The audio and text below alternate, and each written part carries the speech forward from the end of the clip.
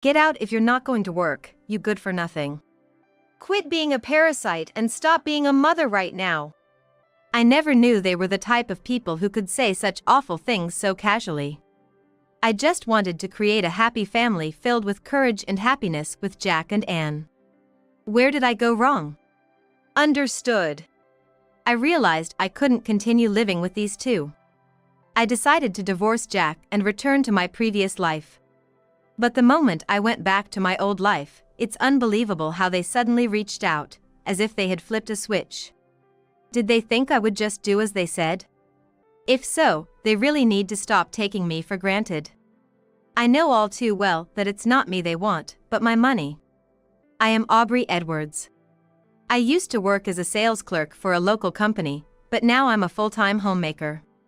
Having experienced financial struggles in my childhood when my family's business faltered, I'm admittedly a bit strict about money. My twin sister Amelia is the same way. Both of us are determined not to struggle with money like we did in our childhood, which I believe has significantly influenced our future. Besides my sales clerk job, I also have a business I run with Amelia, and it's doing fairly well. Between my outside job and the business with Amelia, my personal life had been neglected, but then a turning point came. It happened at the office where I worked as a sales clerk. One day, an insurance salesman came in. Normally, I wouldn't pay much attention as we were already covered, but I noticed the pen he was using. This was my first encounter with Jack, who would later become my husband. That pen, it's from that theme park, right? I really wanted it too, and went there once, but couldn't get it. The pen he had was a limited edition from a famous theme park, hard to come by. It had been a hot topic back then for its cuteness and limited availability, now traded at premium prices. I also went to the theme park back then eager to get that pen, but missed out on it in a lottery, a frustrating memory. Yes, my daughter wanted it, so I went along. Both she and I won the lottery. It's kind of funny, me using this big body of mine with this pen, isn't it? He said, laughing heartily. His laughter and the way he spoke were somehow memorable. Not at all. Oh, you have a daughter? Yes, I'm a single father. And you know, this is the first time I've had such an engaging conversation using this pen. Really? I'm a big fan of that character, and I got carried away, sorry, we're at work. No problem at all. Oh, by the way, my name is Jack Edwards. That's how we started talking because of one pen. He became in charge of my workplace, and since that day, he began showing up now and then. As we talked about trivial things, something big happened. I know it might seem a bit off for a guy with a child to say this, but I just had to share my feelings with you, Aubrey. Would you consider dating me? Me? As I've been talking with you, Aubrey, I've found myself wanting to know more about you. Sorry for being so sudden. No, it's fine. I enjoy talking with you, Jack. I'd be happy to. Then, Jack's face lit up with a bright smile. Great. I was worried you'd say no. No, not at all. Looking forward to it. From there, our relationship progressed smoothly. After dating for 5 years, it was naturally time to start thinking about marriage. Aubrey, would you marry me? Yes, I'd love to. I've been hoping to be with you forever, so. I'm just so happy. I couldn't hide my surprise and joy. He proposed at a lovely restaurant during Christmas. Having led a life distant from men before meeting Jack, it felt surreal that this was happening to me. But as I stood there, unable to hide my astonishment, Jack got serious. Aubrey, there's something I need to talk to you about before we get married. What? What's up all of a sudden? Seeing Jack's unusually serious face made me anxious. As you know, I have a daughter. If we're going to get married, I'd like you to be her mother. Me, a mother. I was 35 then.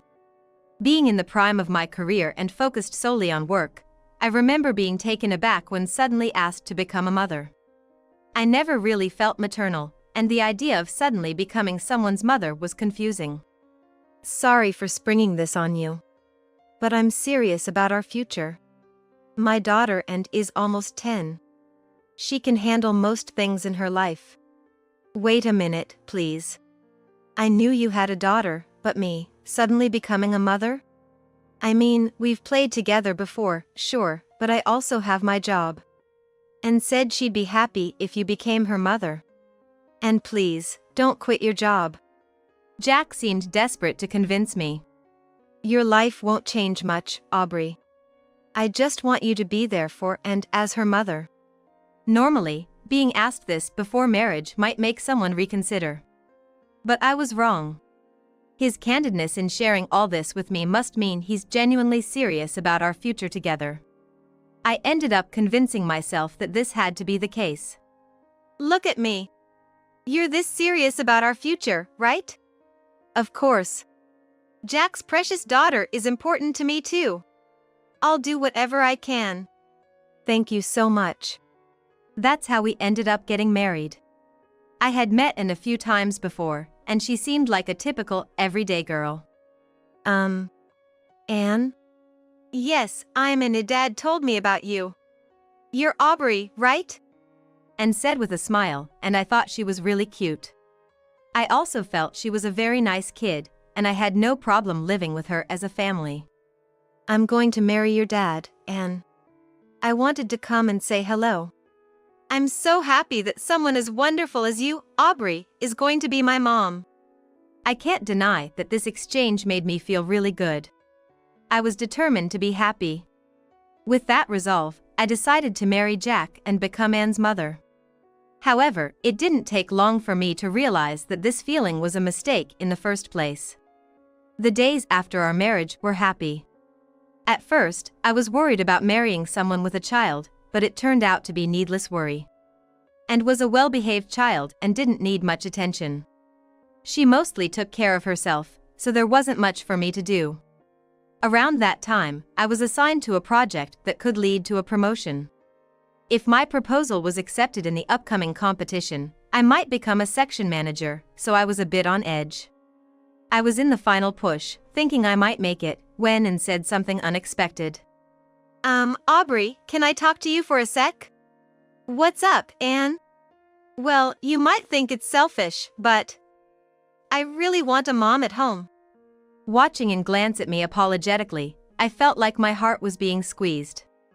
I might have been making her feel lonely without realizing it. It made me feel helpless. That's right. You're always alone when you come back home.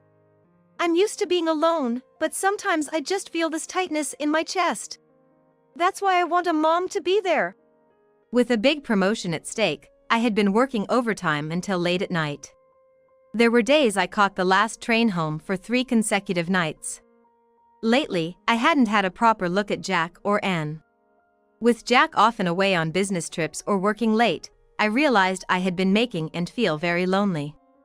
And the fact that she called me Mom filled me with joy. Mom, you mean me? Who else? You're my mom, aren't you? Seeing Anne's bashful smile, I wanted to protect her happiness till the end. Sure, I liked my job, and a promotion would mean a higher salary. But work isn't everything in life. I seriously thought about what I truly wanted to protect. And then, I made a decision. I'm going to quit my job and be a full-time homemaker. I want to take care of our home and not let Anne feel lonely anymore. Thank you, I'm so happy. I was a bit worried about what Jack would think, but he surprisingly agreed. That's great for Anne. And don't worry, my earnings are enough to support the 3 of us. We'll be just fine. Hearing this and seeing Jack laugh heartily, I felt a sense of relief wash over me. However, the peaceful days didn't last long. I was getting used to life as a full-time homemaker when Jack came home one day, visibly irritated. Welcome back. What's wrong? Nothing. Saying so, he marched straight to the bedroom with heavy footsteps. Without even taking a bath, he stayed in the bedroom, not coming out. His irritated demeanor suggested something had happened at work. But since he was sulking alone, I had no idea what it was. The next evening at dinner, Jack finally opened up, revealing the reason for his frustration. I'm definitely better at my job, so why didn't they choose me? Did something happen at work? Listen to this. I'm more capable and have been with the company longer, so why wasn't I chosen? I was almost going to be promoted to department head. As he said this, he was banging his hands on the table. Summarizing Jack's story, there was a chance he or a colleague of his age might be promoted to department head. But in the end, his colleague got the position. That guy, he joined midway, leaves early without doing overtime, and yet, why him? I've been contributing to this company for decades since graduating college. It must be tough, but people do notice your work. You'll have another chance. However, my words seemed to irritate him even more. He glared at me with a furious expression. What do you know? Spouting such nonsense. Since that day, Jack started taking his anger out on me. One evening, I prepared dinner and waited for Jack, but he didn't come home for a long time. Worried because there was no contact, I approached him when he finally arrived. Welcome back. I was worried since it's late. What about dinner? It's late, so maybe tomorrow. What are you thinking? It's Friday, and I had a business dinner. Can't you figure that out? That's why you can't do a job properly. He sighed heavily and went to the bedroom. Whenever he's like this, he wants to be alone and locks the bedroom door. Since our bed is in the bedroom, I can't enter when Jack locks it. I used to ask him to unlock the door, but lately, I've given up. Jack must be struggling with his own issues. Trying to convince myself he needs space, I prepared to sleep on the sofa. As I started feeling tired from being affected by Jack's mood swings and sulkiness, I noticed a change in Anne too. Good morning, Anne. You stayed up late last night, are you okay? Stop it. Annoying first thing in the morning. She muttered under her breath and walked away. Wait, what about breakfast? She increasingly acted as if she couldn't hear me. I thought it was just a phase and watched over her, but her behavior became too much. I once tried to discuss it with Jack, but he didn't listen at all. Jack, have you noticed anything odd about Anne lately? Will you stop? That's your job as a mother. Neglecting your duties as a mother, that's just pathetic. I'm not neglecting anything. That's why I wanted to talk to you. I'm tired because, unlike you, I work. Don't drag me into unnecessary stuff. Saying this, he swiftly went to the bedroom. After discussions he finds inconvenient or troublesome, he usually locks the bedroom, leaving me feeling overwhelmed. I couldn't get any consultation, so I decided to give up. Lately, I can't seem to have a proper conversation with either Jack or Anne. Is this what family life is supposed to be like? I had no idea who to turn to or how to solve these painful feelings. Just when I was thinking a change was needed, and unusually initiated a conversation. Hey, I'm planning to hang out with some friends. Feeling happy that she spoke to me after a long time, I responded cheerfully. Oh, going out with friends? That's nice. Have fun. Then, and glared at me while slamming the table. I can't believe it. What's with the have fun? Are you mocking me? I was confused by her reaction, but it seemed to make her even angrier. How am I supposed to go out when I don't have any money? And is already in middle school. It's that age when even a little outing with friends tends to involve spending money. Oh, my apologies, I wasn't thinking. Sorry for being so oblivious. How much do you need? About $600. She said, tilting her head, sticking out her chin, and reaching out her hand. Since when had she become so brash? There are things you just don't do, even in a rebellious phase, especially to your parents. Although I had been smiling until then, I decided I couldn't overlook this behavior and spoke to Anne. Look, when you do that, it hurts me. And besides, $600 is a lot for a middle schooler to go out once, don't you think? I thought being clear would make Anne realize. But it seemed my approach backfired, making her even more irritated. What? Suddenly playing the card of a mother is so annoying. You don't understand anything, yet you have the nerve to say that. Unreal, she said and walked away. As she casually left the room, I noticed she took my wallet, which left me shocked and immobile. Just because we're family doesn't mean she can just take someone's wallet. What kind of mentality is that? Realizing this was beyond something I could handle alone, I decided to talk to Jack about it. Jack, I'm really concerned about him lately. Today, she just took my wallet and left the room because she wanted money to go out. Jack ignored me as if he hadn't heard a word. And she demanded $600 to go out. Isn't that too much for a middle schooler for just one outing? Then Jack glared at me. If Ann says she needs that much for going out, then that's probably what she needs. Just give it to her. But $600 is a lot of money. It's not something you can just hand over so easily. As we argued and came out of her room, apparently having heard everything. Are you still talking about that? She was approaching me with a smug, unpleasant grin. Well, you're just a homemaker with no money, right? All my friends' moms work, so they have money at home. We don't because of you. Being just a homemaker these days, what are you even thinking?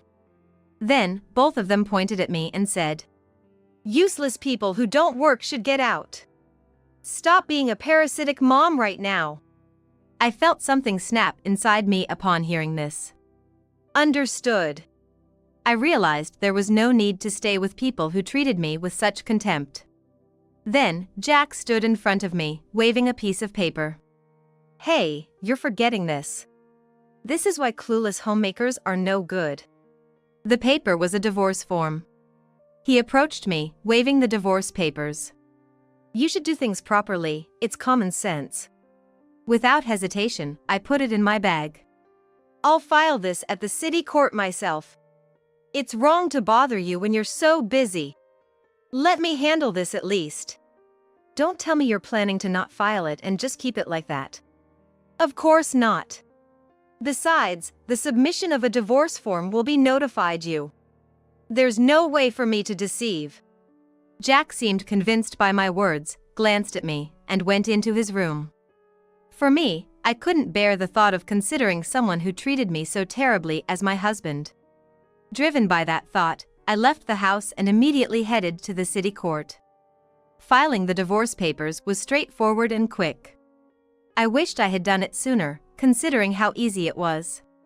For now, I decided to move forward. I went straight to the neighboring town after filing the divorce papers. Amelia lived there, and she welcomed me immediately after hearing my situation. She handed me several bank cards. It's good that I kept these for emergencies. Indeed. It's scary to think what would have happened if I had brought these into my marriage with Jack. I had entrusted my bank cards to Amelia when I got married. I've been married once too, and I know people change when they see a lot of money. Money you work hard for is the only kind that has real value. That's right. The trouble you had in your previous marriage was over this money. Yes. That's why I didn't want you to go through the same thing, Aubrey. I'm glad I insisted on keeping it. Actually, we sisters had always been interested in money, working together to increase our wealth. We were fascinated by how to grow money efficiently and effectively. We tried every method to increase wealth, experimenting with various approaches. Besides asset management and investments, we also ventured into blog management, crowdsourcing, and entrepreneurship. After finishing my casual sales clerk job or during my free time as a homemaker, I enjoyed the thrill of watching my money grow. Before I knew it, my assets had exceeded $22 million, surprising even myself. But at the time of my marriage to Jack, what to do with the painstakingly accumulated $22 million became a source of worry. It's often said that people change when they see a lot of money. Even though Jack was a wonderful man, the thought of how he might change upon seeing this money was terrifying. At the time of our marriage, I had asked Amelia for a favor. The profit we made from our combined efforts was always supposed to be split equally between us, a firm promise since the time we started collaborating on investments and asset management. Since you left home after getting married, I've been managing your share. Please check the bank accounts. Thank you. It was a great decision to ask Amelia. If seeing big money, no, even if not from seeing big money, some people change just by getting married. That's why I said it, remember? It's better to keep quiet about having money for a while, even after getting married. I had kept secret the fact that I had been working on various projects with my twin sister and increasing our money. People might betray you in the end, but money never does. So true. I'm glad I took Amelia's advice. Amelia's advice turned out to be beneficial in ways I never imagined. Even though I was just working on small things at home as a homemaker, thanks to Amelia's efforts, we generated more profits than I expected. A year later, the amount increased even more, making me almost scream with joy. It took a long journey to increase it to this extent. Indeed. Thanks to all Amelia did. Oh, stop, you're making me blush. By the way, Aubrey, I have something to consult with you. Then, Amelia showed me an email. A financial magazine wants to feature us. It's a women's finance magazine, and they want to hear about our journey of increasing wealth through asset management and work-from-home projects. Oh, I sometimes read that magazine. It's amazing we've been featured in it, being amateurs. Really. I never imagined we'd be featured when we started working together. So, we're okay to accept, right? Of course. We later gave an interview, and our responses were published in the magazine. It was unbelievable to see us featured in a magazine section. For privacy, our faces were blurred and initials used, so it wasn't immediately obvious it was about us. A few weeks after the magazine went on sale, I started receiving dozens of calls from the same number. It should have been hard to recognize us just from that content alone. Counting the calls, there were 20 from Jack and Anne. Initially, I ignored them, but one day, out of curiosity, I answered, and Jack immediately started speaking in a pressing tone. Hey, you're the one in that magazine, aren't you, Aubrey? What are you talking about? Is this how you start a conversation with your ex-wife? I know, because we were married for years, or rather, because we truly loved each other, there are things you just understand. While I thought his abrupt call and absurd claims were typical of him, I decided to make things clear. Just so you know, we are strangers now since we're divorced. Please refrain from leaving dozens of calls, it's quite intimidating. Intimidating? That's an exaggeration. I just want to talk to my loving wife. Wife? We're divorced, remember? Jack yelled over the phone. Can't believe you took that joke seriously? I'm done dealing with someone like you who can't take a joke. Jack blurted out unbelievably. Marrying a failure like you and suffering mentally? I haven't forgotten that. I'll make sure you pay me a hefty alimony for that. I couldn't let this slide and decided to fight back. Alimony? To you? No way. Have you forgotten that it's you who should be paying alimony? What do you mean by that? You might think I haven't noticed, but I know all about it. You were having an affair with a temp worker at your office. I could picture him getting flustered over the phone. His voice was getting higher. What? An affair? What are you talking about? Stop making things up. I'm telling you now, I had you investigated before our divorce. You were out there having affairs while pretending to be on business trips. You've got some nerve living life so calmly as if nothing happened. What are you gonna do now, investigating me? Don't tell me you're talking about getting alimony from me. Jack kept on ranting like a yapping puppy. Don't worry, I didn't get this info to squeeze every last penny out of you. I have more meaningful uses for it. Meaningful? What are you planning to do with it? Who knows? Oh, I hear Anne's voice over the phone. Can I talk to her? I could hear Anne's lethargic voice on the other end. They must have thought I'd cave in and give them a chunk of money. I could overhear them saying, "It's her money, I deserve a share." I decided to talk to Anne. Long time no see, and sorry I couldn't give you much allowance back then. Don't worry about it, Mom. I was so happy to see you featured in that famous magazine. And, unlike Jack, was trying to sweet-talk me. It was typical of her, but I wasn't going to be swayed by her tactics. Seems like you've been promoting me all over. Of course. I'm proud of my mom. Really? So who was pretending to be my daughter, writing all sorts of nonsense on forums and social media? What are you talking about? And acted as if she knew nothing. No use playing dumb. I had everything checked by a lawyer. If you doubt me, I can read it out loud right here. I decided to read out some of the forum posts. You can't say these things seeing in my eyes, can you? Well, that's all those lies about me being greedy, involved in illegal money, being chased by dangerous people. You've got quite the imagination. And seemed flustered but continued. Well, you probably thought you wouldn't get caught using a pseudonym. You've got to own up to your actions. Who do you think you are, talking about responsibility? I'm a minor, and this is just a family dispute. Threatening me is pointless. Seeing she didn't get it, I thought it best to just hang up. Anyway, I'm entitled to some of your money. Just transfer it to my account. I'll handle the rest here. I was appalled by their complete lack of remorse over the phone, but that deep sense of disgust somehow made me feel liberated. I decided to take action without hesitation. Thinking this way, I decided to take action. I informed a mutual acquaintance of Jack, someone I met through work, about his numerous affairs. I also sent screenshots of the forum posts and had made to her school. I included a letter stating my intention to report to the police, so I'm sure some action will be taken. Word travels fast, and people who heard my story or read the letter were shocked, spreading the rumors even quicker. Thanks to these rumors, Jack's chances of advancement at his job were destroyed, as everyone at work became aware of his affairs. Anne's nearly confirmed recommendation for advanced studies was cancelled, leaving her in a state of panic. Known school-wide for her embarrassing forum posts, her friends quickly distanced themselves, leaving her to spend her days alone.